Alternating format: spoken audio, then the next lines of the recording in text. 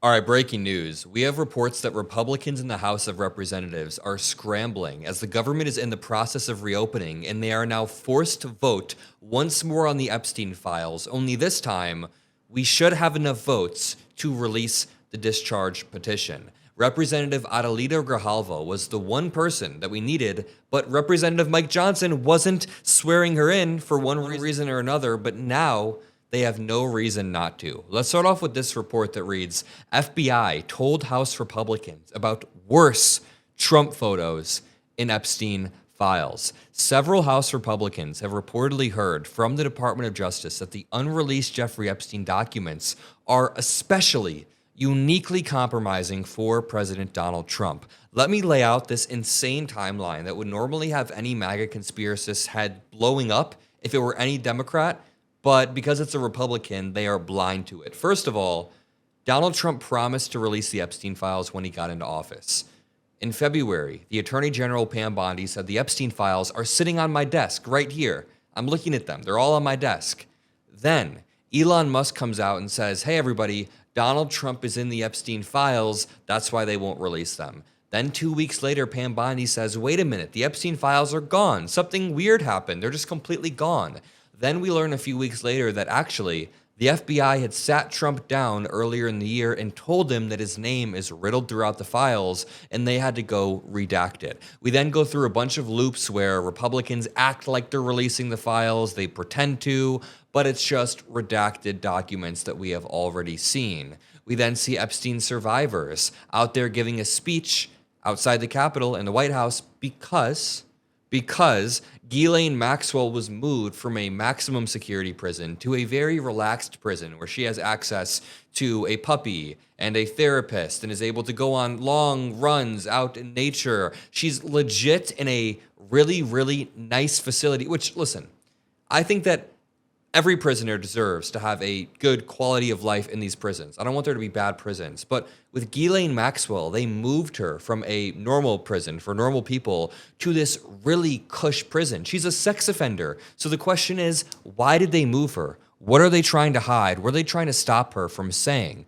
This reads, this is according to reporting from former MSNBC, CNN, and Fox News reporter David Shuster, who posted to his X account on Wednesday. Let's read the original post. Quote, a few GOP members say they've heard from FBI/DOJ contacts that the Epstein files, with copies in different agencies, are worse than Michael Wolff's description of Epstein photos showing Trump with half-naked teenage girls. If you guys don't know, Michael Wolff, who was writing a biography, I think even filming a documentary with Epstein during Epstein's final years, said that they were sitting at Epstein's estate one time, and Epstein, at his mansion, pulls out of his safe some photos of a bunch of people. One of them was of Donald Trump, of young girls pointing and laughing at Donald Trump's pants, and there was a stain on them. I'm not making this up. I am just saying what Michael Wolff said. Then it becomes increasingly obvious why Republicans are freaking out. Shuster is likely referring to the October interview in which Trump biographer Michael Wolff told the Daily Beast that he had personally seen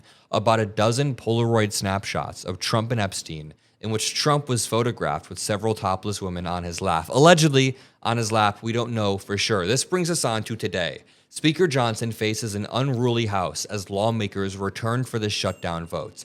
Watch until the end. Make sure you drop a like, because this is where it gets more interesting. Now that we're back in office, the stakes are high for Speaker of the House Mike Johnson, who has repeatedly covered up cases of sexual misconduct. 1 year ago, Representative Matt Gaetz, a Republican from Florida, was being investigated for sending Venmos to underage girls. You can look this all up. You'll remember it if you were paying attention at the time.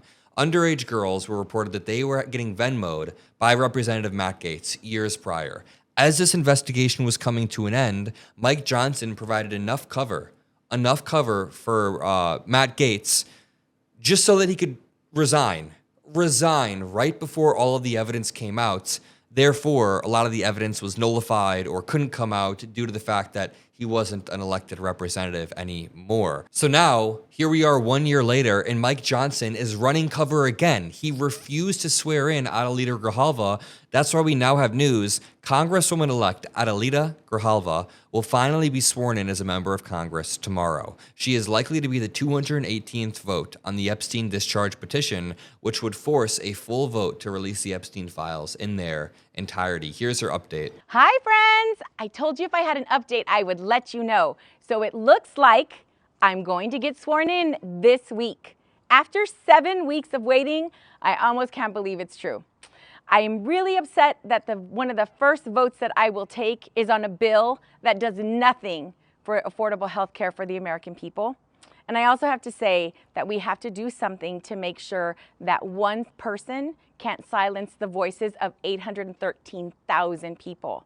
This can never happen again to another member-elect that is waiting in the wings because someone doesn't want to do their job or because they're playing politics. Dude, this was messed up. Speaker of the House Mike Johnson refused to even swear in Adelita Grijalva for a few reasons. Number one, the Epstein files would have been pushed over that 218 vote threshold and been released.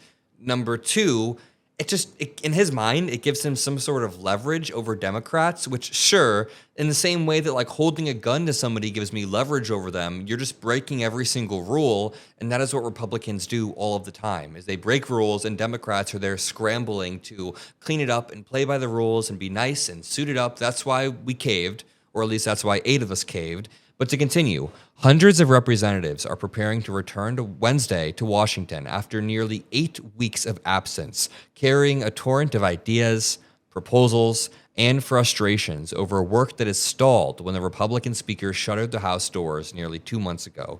First will be a vote to reopen the government, but that's just the start. With efforts to release the Jeffrey Epstein files and the swearing in of Arizona Representative-elect Adelita Grijalva, the unfinished business will pose a fresh test to Johnson's grip on power and put a renewed focus on his leadership.